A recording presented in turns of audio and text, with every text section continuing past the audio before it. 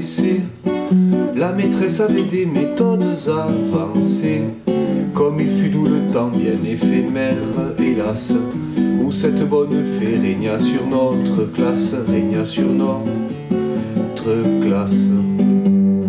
Avant elle, nous étions tous des paresseux, d'élèves nés des cancres, des crétins crasseux, en travaillant exclusivement que pour nous.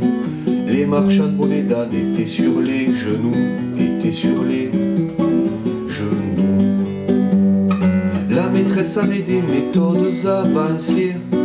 Au premier de la classe, elle promit un baiser pour le bon, un baiser libertin, un baiser sur la bouche, enfin bref, un patin, enfin bref, un patin.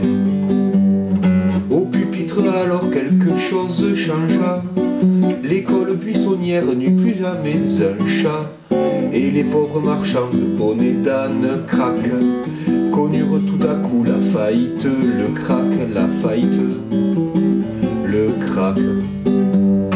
Lorsque le proviseur à la fin de l'année nous lut les résultats, il fut bien étonné.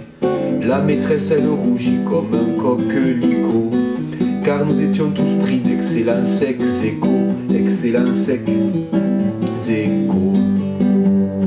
À la récréation, la bonne fée se mit en devoir de tenir ce qu'elle avait promis, et comme elle embrassa 40 lauréats, jusqu'à 1h02 la séance dura, la séance dura.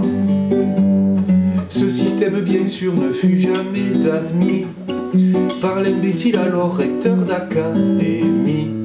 De l'école en dépit de son beau palmarès, on chassa pour toujours notre chère maîtresse, notre chère maîtresse.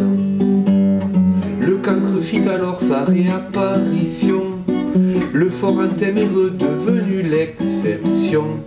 À la fin de l'année suivante, quel fiasco, nous étions tous derniers de la classe ex-écho, de la classe ex-écho. À l'école où nous avons appris l'ABC, la maîtresse avait des méthodes avancées, comme il fut doux le temps bien éphémère, hélas, où cette bonne fée régna sur notre classe, régna sur notre classe.